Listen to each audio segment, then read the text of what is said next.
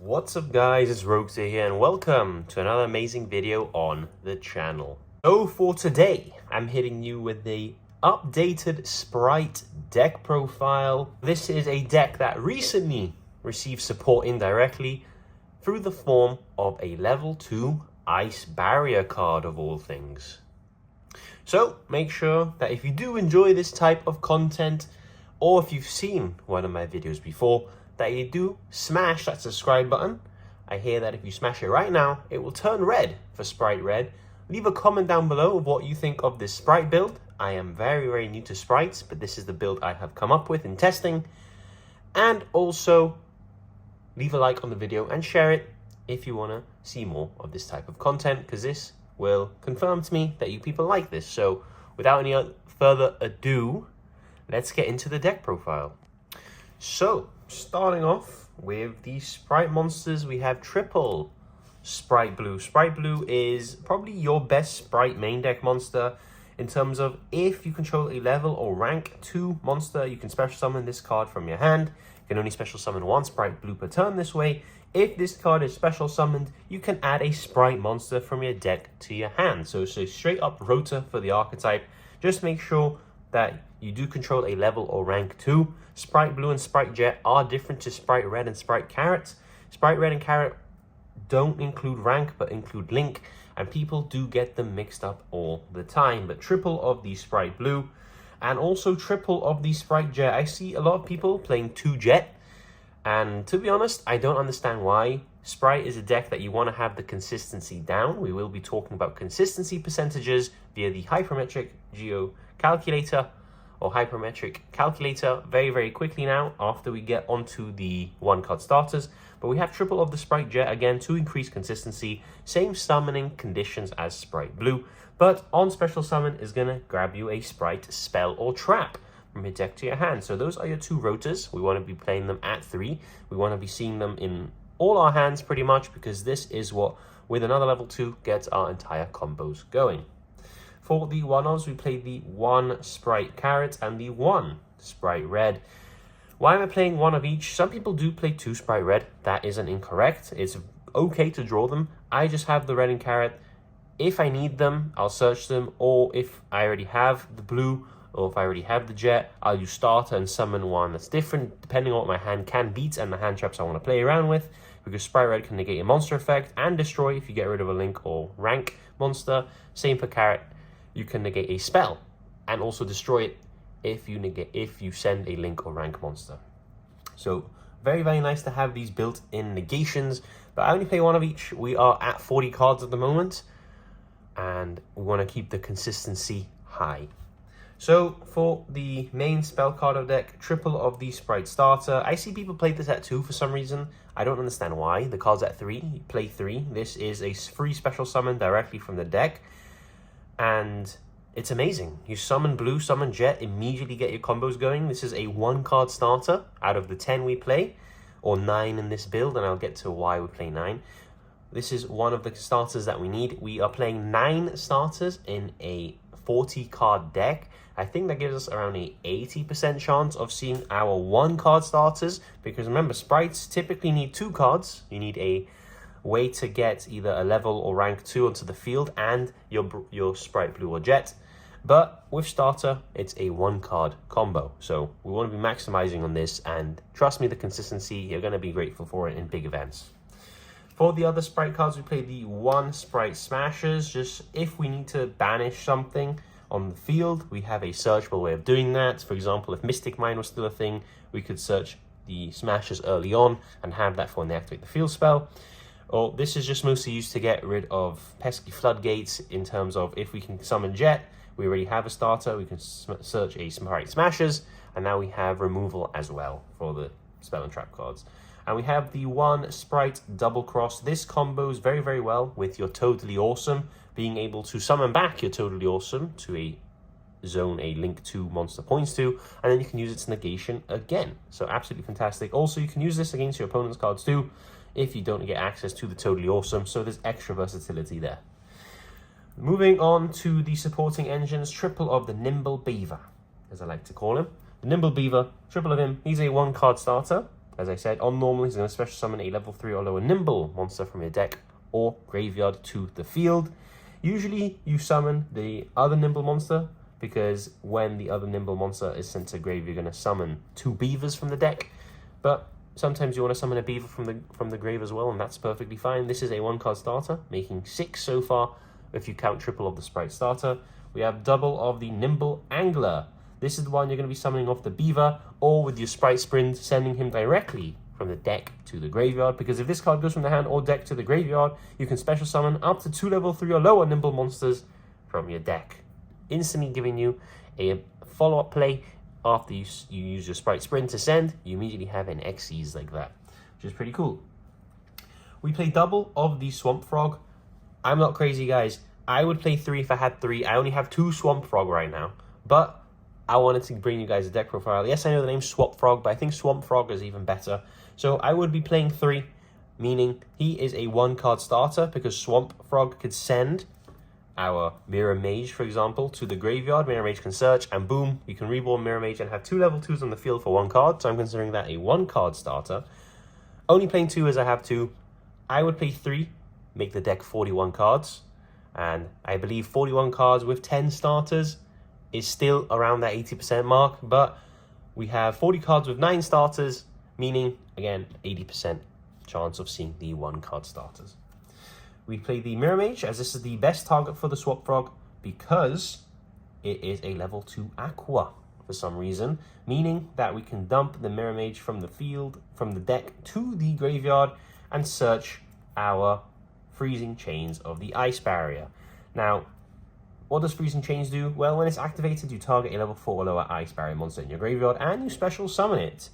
And 2 level 2 Aqua monsters make an amazing Xyz monster called Totally Awesome. If you haven't heard of it, get very familiar with it if you're going to be playing this deck, because that is, I'd say not one of the win cons, but if you get it onto the field, it is absolutely insane. Omni Negate, steal the card, and if you have Spright Double Cross, reborn again, and Omni Negate again, which is really, really cool.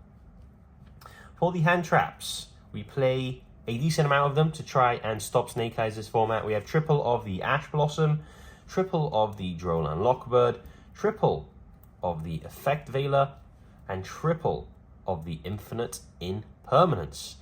This is only, I say only, 12 hand traps. The ideal is 15.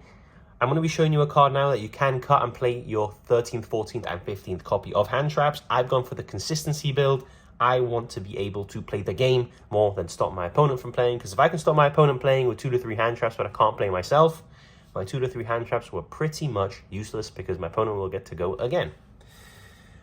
For the card I think you could arguably cut and play more hand traps, I play triple Pot of Prosperity. There's a lot of people that don't play Pot of Prosperity at all, and I don't know why. This is pretty free consistency card for the deck. You can always find a couple banishers and just reveal cards and dig and hopefully find your 1-card starters. If you don't want to play Pot of Prosperity, that is okay. Just play, I don't know, Mourners, play Nibs, play Ogres, play anything else that you want hand trap wise, and bump it up to 15. For the power spells, we have the 1, Call by the Grave. You can cut Call by the Grave if you have the 3rd Swap Frog and play 40 cards with 3 Swap Frog, meaning 10 starters on 40 cards, which is amazing for the ratio and the probability of being able to open it. I like the Call by the Grave for now, because if they Ash Blossom the Nimble Angler, sometimes it really hurts. If they Ogre the gigantic Spright, it hurts. So having that protection is never too bad. We have the 1 Foolish Burial, which acts as another 1-card starter.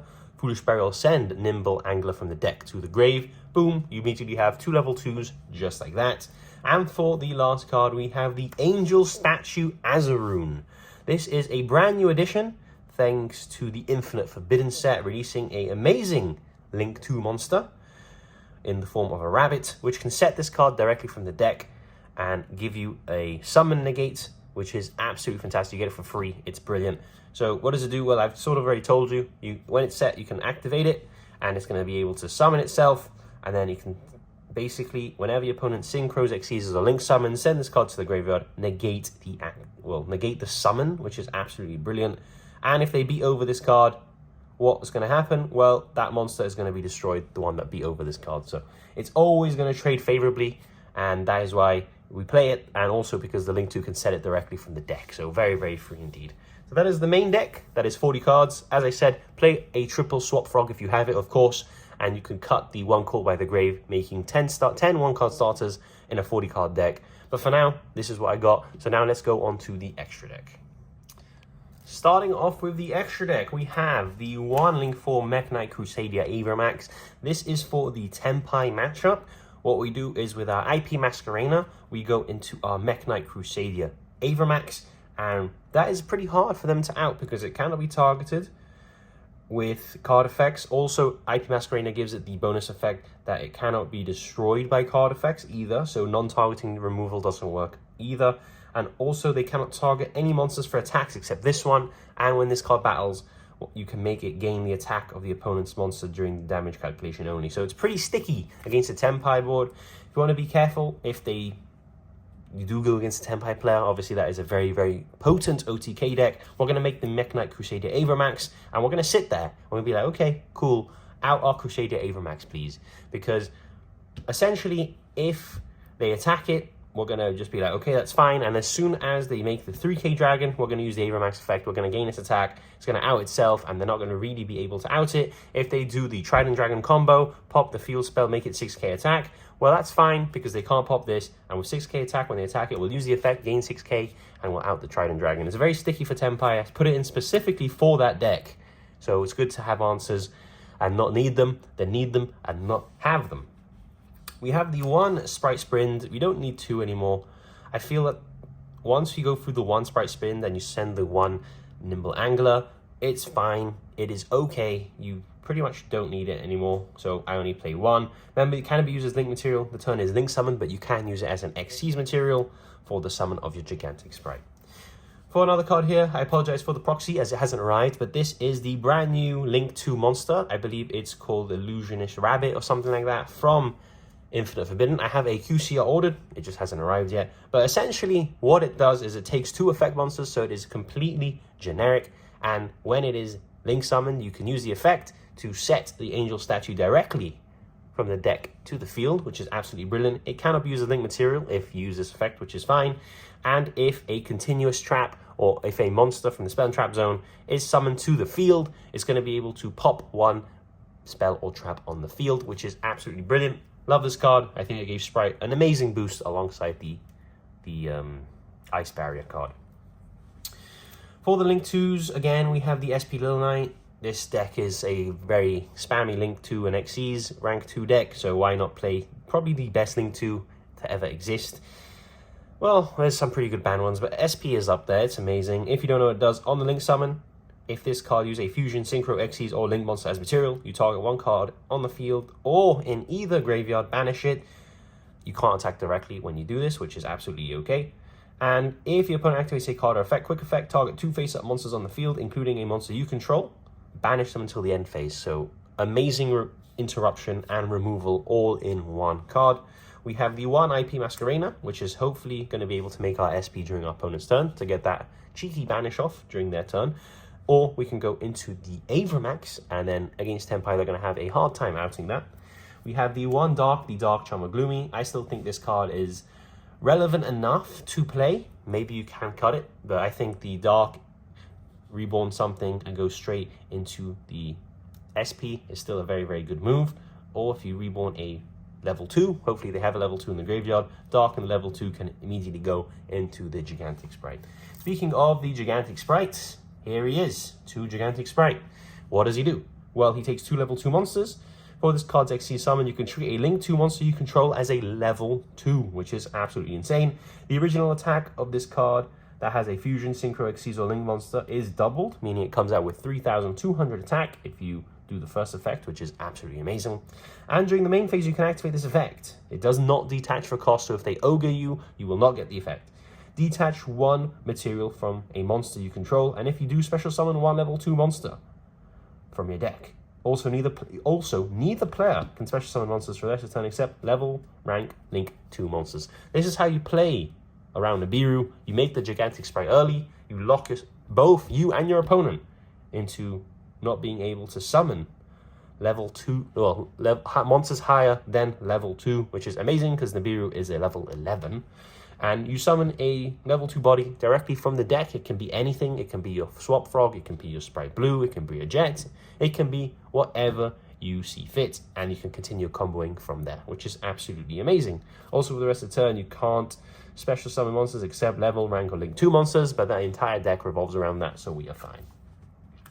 For the big boy Xyz monsters, we have the 1 Super Star Slayer Typhon, which is, if you make him, I feel like you're in a losing position, which is never good, but it's better to have him again and be able to force. For example, sometimes you can clear your opponent's board and you just have one little monster, where you can make a Typhon over that, be over something, put something back into the extra deck, and sometimes that is enough. We have the 1 Divine Arsenal AA Zeus. Obviously, we play Xyzes, so if we don't lock ourselves, we'll just attack, and then we can make a juicy Zeus on top. We play the 1 Downward Magician to give the Zeus potentially a extra send, because Zeus has to detach 2. If you have a monster, you make a Downward on top, you can make the Zeus. So even a no material Xyz can be a threat. We have the 1 Totally Awesome. Obviously, this is the best. I feel like this is one of the best rank 2 monsters in the whole game. It's just amazing. Omni Negate, just for the sake of it, really. Just Omni Negate and Steal. Also, during the standby phase, you can summon. I suggest you do that. If you do the combo, you summon your Swap Frog because you want it out the deck. It has no use anymore. So get rid of it and thins your deck, and hopefully makes it more consistent on the draw. And as I said, is an Omni Negate. And also, if that wasn't good enough, when this card is sent to the graveyard, you can target a water monster in your graveyard and add it to your hand. So you can potentially put back Toad for later, or you can grab Swap Frog back to your hand to have a level 2 normal summon, which is amazing. We have the 1 Digin Buster. This is 2 level 2 Dark monsters, so it takes pretty much your blue and your jet.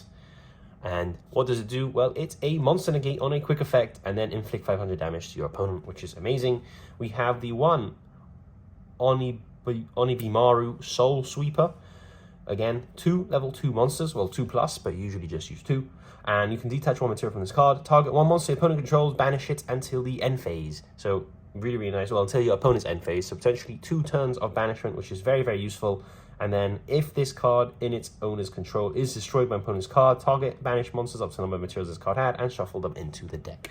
Spot removal, even if it's temporary, is very useful. And of course, we have the 1 Sky Cavalry Centuria. If we just want to go Zeus Beatdown, we make a Sky Cavalry Centuria. It cannot be destroyed by battle and has Xyz materials, which is amazing. And at the end of the damage step, if this card battled an opponent's monster, detach 1 Xyz material from this card, return the opponent's monster from the field to the hand. Non-targeting removal, which isn't destruction, is extremely useful. And also spam Zeus like no other. So that is the end of this Spright deck profile. I hope you guys did enjoy. Some people ask me, what about the side deck? Well, I haven't finished exactly the side deck, but one card I can guarantee you do play in the side deck is your Volcanic card. Let's see if I can find it right here. I got a stack of Volcanics here. It is a Scatter Shot because it is level 2. Why? Because if you go into time, you can Spright Sprint send this to the graveyard and inflict 500 damage. If they negate that, you can extend into a Gigantic Spright, summon Scatter Shot with your Gigantic Spright, and link it off to the graveyard. And as soon as it touches the graveyard, you're going to be able to inflict 500 damage to your opponent. So your in-time burn is here. It is a Scatter Shot. You play it in the side. But apart from that, it's really up to preference on the side deck for now. Sometimes I show it if I'm quite confident. Sometimes I don't if I feel it could be worked on. And this is one of those cases. I hope you guys did enjoy my take on Sprites. If you have any questions about ratios, probabilities, or whatever, just do leave a comment down below. I reply to every single comment. I have done that for years now. Hopefully it gets to a point one day where I can't keep up. It'll be a sad day, but also be a great day. But for now, I respond to every single one. Thank you so much for watching. I'll see you all in the next video.